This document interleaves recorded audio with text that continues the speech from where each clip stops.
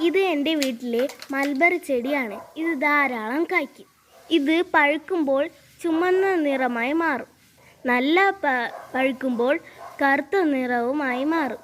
ഇത് കഴിക്കാൻ നല്ല ടേസ്റ്റാണ്.